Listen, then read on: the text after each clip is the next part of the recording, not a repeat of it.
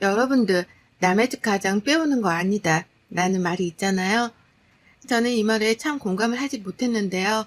제가 결혼하고 나니 뼈저리게 느껴지더라고요. 저는 경기도 다산에 거주하고 있는 평범한 아기 엄마입니다. 오늘은 저희 유별난 시댁 이야기인데 저희 시어머님의 별난 행동을 꼭 이야기해 드리기 위해서 사연을 보내게 되었는데요. 시댁 이야기를 하기 전에 가장 먼저 저와 저희 남편의 연애 이야기를 해보아야 할 것 같아요. 저랑 남편은 제가 직장 다닐 때 거래처에 다니던 거래처 직원이었어요. 둘이 일 얘기도 하고 사적인 이야기도 하니 금세 친해졌고 한두 번이 세네 번이 되어 어느 순간은 연애를 하고 있더라고요. 그러다 결혼 이야기가 슬슬 오갔고 저희 부모님은 두 분 다 정년퇴직을 하셔서 노후 준비가 탄탄하게 되어 있으시고 반면 시댁은 아버지가 오랫동안 투병 생활을 하다 돌아가셔서 집이 많이 기울었다고 하더라고요. 남편네는 시어머니, 시누언니, 남편 이렇게 세 식구인데요. 시누언니는 원래부터 독신 생활을 꿈꿔서 일만 알고 지내는 분이라고 남편이 늘 이야기했었거든요. 주변에서는 왜 홀 시어머니한테 시집을 가느냐, 그건 지옥문이다 등등을 많이 말씀해 주셨지만 그땐 그런 말들이 들어오지 않았던 것 같아요. 그 뒤로 상견례를 앞두고 있을 때 저희 부모님은 편안한 곳에서 식사를 하기를 바라시고 시어머니 되실 분은 이럴 때 유명한 코스 요리집에 가고 싶다고 하시더라고요. 저희가 당연히 내려고 생각해 적당한 곳으로 모시려고 했지만 시어머니 되실 분이 너무나 그런 곳을 원했기에 정말 비싼 한정식 집으로 상견례를 하였습니다. 비용은 당연히 저희가 내려고 계산하려는데 저희 부모님이 식사 가격이 만만치 않을 것 같다고 생각하셨나 봐요. 미리 내주셨더라고요. 시어머니 되실 분은 그런 것도 모른 채 앞에서 음식이 생각보다 별로인 것 같다는 등의 이야기를 늘어놓으셨죠. 그 뒤로 결혼 준비는 매우 힘들었어요. 한복을 맞추는데도 꼭 한복을 굳이 사고 싶다고 하시는 거예요. 요새 누가 한복을 입나요? 한복이 솔직히 한두 푼도 아니잖아요. 저도 저희 엄마도 다 대여를 하는데 어머님은 그 한복이 너무 마음에 들어서 이런 걸로 꼭 하나 맞추고 싶었다고 하니 그때 남편은 그냥 하나 사드리자 우리가 이러더라고요. 이뿐만이 아니라 예단하는 데에서도 너무 요구하시는 게 많아서 예단 예물 생략하기로 했는데 저희 집에서 그래도 가장 좋게 해주셔서 보내드렸어요. 이게 결혼의 지옥문이 시작된 것일까요? 결혼하고 나서도 어머님의 요구는 끊이지가 않았어요. 시자가 들어가서 아마 더 얄밉게 제가 생각하는 걸 수도 있었겠지만 전화만 드리면 입에서 서운하다라는 말이 먼저 튀어나오셨거든요. 항상 또 뭐가 먹고 싶다, 이런 것 좀 사달라, 이런 말을 하시니까 쿠팡이나 마켓컬리에서 장 봐서 보내드리고 저희가 못 가는 날에는 배달 어플로 어머님 드시고 싶은 음식들도 시켜드리곤 했어요. 당연히 최선을 다했다고 생각했고요. 그렇게 결혼 생활하는 내내 연애 때 안 싸우던 남편과 저도 큰 소리를 높이게 되고 사이가 멀어질 때쯤 임신이라는 사실을 알았습니다. 남편과 저는 아이가 생기면서 사이가 다시 자연스레 좋아졌죠. 어머님 또한 아이가 생겼다고 하니 전보다는 좀 서운하다라는 말을 덜 하시더라고요. 그렇게 10개월을 만난 우리 아이는 정말 예쁘다라는 말로는 표현할 수 없을 정도로 너무 경이롭고 행복하더라고요. 몸은 힘들었지만 아이를 품에 안고 있으면 온 세상을 다 가진 기분이었습니다. 그러다 신생아 때 아이의 심장에 조그마한 구멍이 나 있는 것을 알았습니다. 정말 그때 세상에 태어나서 꺼이꺼이 울어본 것 같아요. 다행히도 심장의 구멍은 신생아 때 간혹 있는 일이라 자연스럽게 커가면서 다치기도 하는데 그렇지 못하면 그때는 수술을 해야 할 수도 있다고요. 그래서 육아휴직을 냈던 회사에서도 저희는 맞벌이를 해야 했지만 아이 건강을 위해서 제가 퇴사를 하였습니다. 10년 다닌 회사라 회사 사장님께서도 아이가 괜찮아지면 꼭 복귀하라고 말씀해 주셨고 감사하게도 저는 오래 다녔던 직장을 그만두었습니다. 그렇게 아이를 케어하는 일에만 몰두를 하였고 다행히도 아이는 많은 잔병치레 없이 잘 자라주고 있었어요. 그러다 어느 날 어머님께 전화가 왔더라고요. 받아보니 이번에 이사를 가야 하는데 요새 전셋값이 다 비싸다. 혹시 너 오래 다녔으니 퇴직금이 좀 되면 빌려달라고 하시는 거예요. 가족끼리 돈거래 안 하는 게 맞다고 생각한 저는 처음에는 어려울 것 같다고 했거든요.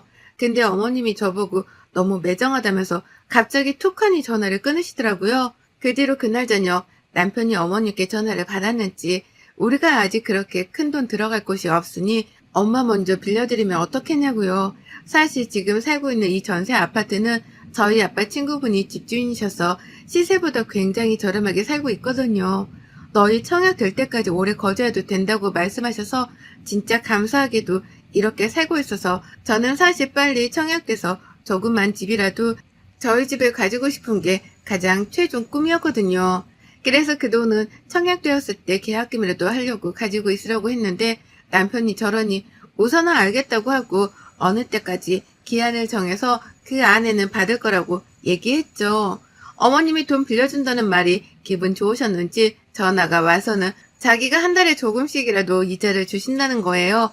공짜로 빌리는 게 너희도 힘들 텐데 자기가 조금 내겠다 하면서요. 웬일이지? 싶어서 마다하지 않았죠.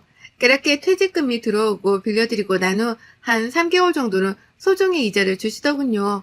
근데 그 이후부터는 아예 들어오지 않더라고요. 그걸 또 물어보기 그래서 기다리고 있는데 마침 전화가 와서 말씀하시길래 저도 이자 이야기를 꺼냈어요. 그랬더니 요새는 후불이자가 더 낫다면서 자기가 돈 갚는 날 이자를 그때 다 쳐서 주겠대요. 솔직히 믿지도 않았지만 그래도 가족이니까 그 정도는 해주겠지 생각했던 것 같아요. 그러다 덜컥하고 넣은 청약에 당첨이 된 거예요. 비인기 지역이기도 했고 작은 평수이기는 해도 진짜 신혼부부 특공으로 돼서 정말 너무나 기쁘더라고요. 자기 집이 생긴다는 게요. 남편도 너무 좋아해서 계약금 입금하는 날만 기다리고 있었죠. 어머니께 빌려드린 돈도 기한도 거의 끝나서 이번에 저희가 청약이 돼서 그 돈으로 계약금을 내려고 한다. 언제쯤 줄 수 있냐 물어보니 조금만 기다리라고 곧 준다고 하시더군요. 알겠다고 하고 며칠 동안 아무리 기다려도 깜깜무소식인 거예요. 계약금 기한은 다가오는데 그래서 빨리 어머님께 전화도 드리고 찾아도 가보았어요. 그랬더니 찾아가서 돈 달라고 말씀드리니 하시는 말이 정말 가관이더군요. 자기를 꼭 나쁜 사람 만든다면서 어련히 줄 텐데 뭐 이렇게까지 쫓아왔냐면서 그러시길래 저희 사정 다 알지 않냐. 그나마 이제 집이라도 생겨서 이사 안 가고 살려고 하는데 그의 월급도 뻔하고 저도 일을 안 하고 목돈이 그거밖에 없다. 근데 계약금 안 내면 취소되니 돌려달라고 하니 갑자기 막 우시는 거예요. 자기도 뭐 안 주고 싶어 그런 것 같냐면서요. 또 그렇게 우시는데 막 달라고 하기 그래서 우선은 집에 와서 남편과 상의를 하는데 남편은 있는 돈이랑 부족한 돈은 신용대출 받아서 계약금을 내자고 하더군요. 지금 저희는 맞벌이도 아니고 외벌이로 사는데 대출까지 받아서 그 이자까지 내면 앞으로 어떻게 살겠어요. 중도금도 아무리 후불제라고 해도 대출을 받아야 하는 상황이라고 막 했죠. 그렇게 아무 소득 없이 이야기가 끝나고 도저히 안 될 것 같아 친정 부모님께 사정 설명을 드렸어요. 부모님이 도와주신다고 하셔서 계약금은 먼저 냈죠. 나중에 저희 여유 생기면 그때 천천히 줘도 되니 그럴 생각 말고 저랑 아기만 생각하라고 부모님은 늘 그러시거든요. 그럼 보통은 저도 시댁에서 이렇게 도움을 받으면 전화라도 드리고 찾아뵙고 감사하다고도 할 것 같거든요. 근데 남편은 저희 부모님이 노후 준비도 다 되어 있고 돈이 많아서 그런 건데 뭐 어떤 형식으로 나와요. 진짜 이때 남편은 남의 편이구나 느꼈던 것 같아요. 그렇게 계약금 소동이 끝이 나고 조만간 줄 것처럼 했던 제 퇴직금 이야기는 어머님은 아직 그 이야기를 꺼내지도 않으시더라고요. 남편에게 말해도 자기는 모른다 라고만 하고 너무 답답하잖아요. 받아야 될 때도 한참 지났거든요. 그렇게 시간이 좀 흐르고 어머니께 다시 한번 더 말씀드렸어요. 어머님 언제쯤 그 돈 받을 수 있을까요? 저도 친정 부모님께 빌려서 어느 정도라도 부모님께 드려야 해서요. 너희가 왜 이렇게 쪼는 거니 사람을? 어련히 줄까봐. 내가 무슨 사기꾼이냐? 들고 도망갈게. 좀 기다려봐라. 어머님 그게 언제인데요. 그때도 주신다고 하셔놓고 계속 지금 미루고 계시잖아요. 아니 얘가 좀 기다려보라니까 내가 떼먹냐고 하면서 오히려 자기가 큰 소리를 치시더군요. 남편은 남편대로 엄마가 줄 거니 기다리라고 하고 너무 답답하잖아요. 그런 답답한 마음을 가지고 살고 있는데 그 주 주말에 친정에서 시댁에 가져다 주라고 과일 같은 거를 보내주셔서 남편이랑 아이랑 시댁으로 건너갔어요. 과일을 드리고 함께 깎아먹고 있는데 부엌에 못 보던 차키가 있는 거예요. 그래서 제가 어머님 언니 오셨어요? 라고 물으니 아니 왜? 걔 지금 부산 출장 가 있어 라고 하더라고요. 그럼 이거 차키 뭐예요? 라고 하니 갑자기 말을 더듬으면서 이거 친구가 잠깐 두고 간 거야. 뭐 차 나보고 필요하면 쓰라고 해서. 그래서 제가 네 이러고 말았죠. 그렇게 시댁에서 와서 곰곰이 생각해 보는데 왜 사람이 촉이란 게 있잖아요. 아무래도 어머님네 한번 다시 가봐야겠다고 하고 있다가 남편한테 잠깐 아이를 맡겨두고 시댁으로 급습했어요. 근데 정말 그때 제 눈을 도려내고 싶을 정도였어요. 어머님 집으로 가는데 나오는 모습이 어머님만 있었던 게 아니라 어떤 남자분이랑 같이 나오는 거예요. 아니 너무 놀라서 그냥 숨어버리기는 했는데 그게 무슨 일인지 그리고 숨지겨 지켜보는데 그 남자가 어머님께 차를 고맙다고 했나? 이런 식으로 이야기하는 것 같더라고요. 그래서 도대체 무슨 돈이 나셔서 저거를 사셨을까? 뭘까 싶었거든요. 아무리 생각해도 도통 이해가지 않아서 물어볼까 하다가 혼자 끙끙 앓고만 있다가 어머님께 여쭤보았어요. 어머님, 바쁘세요? 아니, 왜? 제가 그때 어머님네 뭐 두고 온 게 있어서 가지러 집으로 갔는데 집에서 어떤 남자분이랑 나오시던데 그분은 누구세요? 누구? 나 맞아? 내가 남자랑 왜 있겠어? 아니 진짜 어머님이셨어요. 남자친구분은 아니시죠? 아니 무슨 남자친구야. 그냥 친구야 친구. 친구인데 차를 선물하세요? 어머님은 돈이 어디서 나서요? 이사하시면서 다 쓰셨잖아요. 무슨 차를 선물해. 네가 잘못 들은 거겠지. 옛날에 나랑 같은 동네 살던 그냥 아는 친한 동생인데 집에 놀러 오고 싶다고 해서 놀러 온 거야. 무슨 남사스럽게 남자친구니. 그런 거 아들한테는 절대 꺼내지도 말아라. 네. 이렇게 아무리 대화를 나눠도 도통 그 사이가 보통의 사이는 아니었던 것 같거든요. 그런 오해가 조금씩 사라질 때쯤 신호 언니가 출장에서 올라와 저희 아기 보러 온다고 집으로 놀러 왔더라고요. 바리바리 아기 선물을 들고 와서 같이 언니랑 집에서 밥도 먹고 커피도 마시고 있는데 언니가 저보고 요새 아파트 사기 너무 힘들겠더라. 그래도 너희는 집 돼서 진짜 다행이지. 맞아요 언니 너무 힘들어요. 어머님 아파트 전세도 그 동네 다 올랐다고 하더라고요. 그러니까 그래서 엄마 전세에서 월세로 돌렸잖아. 내가 지금 월세 내주고 있는데 만만치 않더라. 보증금을 많이 내도 월세가 장난 아니야. 네? 월세요? 어머님 전세 아니세요? 아니야. 전세 살다가 엄마가 하도 그 집을 마음에 들어 하는데 거기는 월세로만 두려고 한다고 해서 일단 전세 보증금 넣어놓고 월세비 내가 내주고 있어. 엄마 혼자 사는데 나도 나가 있는 게 미안하고 그래서. 갑자기 언니 말을 듣는데 순간 머리가 멍해졌어요. 어머님이 분명 저에게 전세 가격이 올라서 그거 보태려고 돈을 빌려가셨다고 했는데 월세를 돌린 거면 제 돈은 어디로 간 건지 갑자기 머리가 새하얘지는 거예요. 언니, 저 어머님이 전세 가격 때문에 퇴직금 받은 거 좀 빌려달라고 하셔서 빌려드렸는데 지금 월세인지 저 몰랐어요. 라고 하니 언니가 아니 얼마나 빌려주냐고 왜 그런 큰일을 말 안 했냐고 하더라고요. 자기는 몰랐다고요. 그러면서 엄마가 도대체 그 돈이 어디에 필요해서 빌린 거냐고 자기가 분명 계약할 때 금액도 다 확인하고 월세도 꼬박꼬박 내주고 있다고 하면서요. 그렇게 언니가 당장 엄마한테 가보자고 어머니께 갔더니 집에 안 계시는 거예요. 근데 언니가 막 옷장을 뒤지더라고요. 서랍장이요. 통장을 찾으려고 하셨던 것 같은데 언니가 옷장을 여는 순간 발견한 건 명품 옷부터 가방까지 쫘르르 있더라고요. 언니랑 저는 순간 너무 당황해서 어찌 해야 할지를 몰랐고 그때 어머님이 들어오셨는데 제가 지금까지 보던 어머님과는 180도 다른 모습이었어요. 화장도 거의 안 하시고 그런 분이셨는데 지금 어머님은 화장이 엄청 화려한 옷과 구두와 신발 액세서리를 하고 있으시더라고요. 심지어 어머님 뒤로 따라오던 사람이 더 충격적이었는데요. 제가 그때 본 그 남자더라고요. 어머님은 너무 놀라서 그 자리에 서 있고 그 남자라는 분은 누나 누구야? 이러고 있더군요. 순간 언니가 너무 화가 나서 지금 누구신데 저희 집에 들어오려고 해요? 라고 하니 자기가 누나 남자친구라고 했나? 그래서 언니가 당장 우선 나가라고 하고 그 남자는 보내고 어머님이랑 저랑 언니랑 셋이 앉았어요. 언니가 어머님께 정말 나지막한 목소리로 엄마 이게 무슨 일이야? 쟤 퇴직금도 전세 보증금 올린다고 빌려달라고 했다는 건 또 무슨 말이야? 당장 말해. 나 도는 거 보기 싫으면. 아니, 그게 아니라. 당장 말해, 엄마. 나 지금 여기 있는 거 다 뒤집어 엎기 전에. 쟤 돈은 차 사는데 썼어. 무슨 차? 엄마가 차가 왜 필요해? 그리고 차가 필요하면 나한테 말을 해야지. 왜 쟤 돈은 왜 빌려가? 그 돈 얘네 집 계약금 하려고 달라고 했다던데 그럼 팔아서라도 줘야지. 지금 장난한 거야 나랑? 아니 팔려고 내놨는데 돈이 좀 부족해서 고민하고 있었어. 엄마 이게 도대체 무슨 말이야. 저 옷장에 있는 건 다 뭐야. 무슨 돈이 나서 이렇게 한 거야? 아까 저 남자는 누구고? 어머님이 그 뒤로 꺼낸 이야기는 정말 경악을 금치 못하는 이야기들이었어요.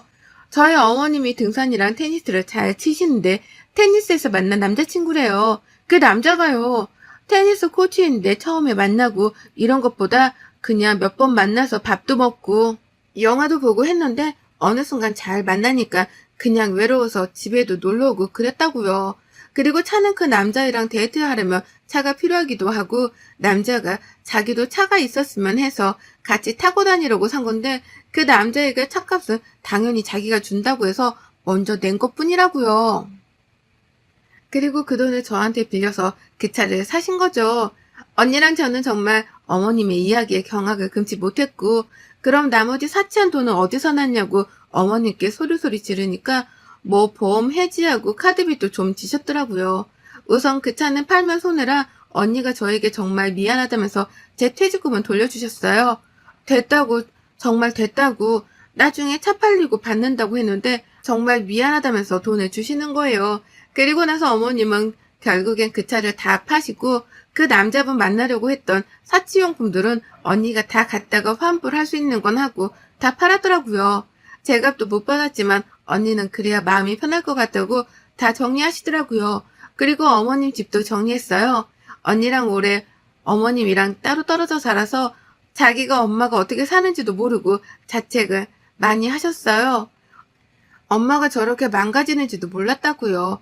어머님은 그 일이 있고 나서는 저한테 전화를 안 하세요.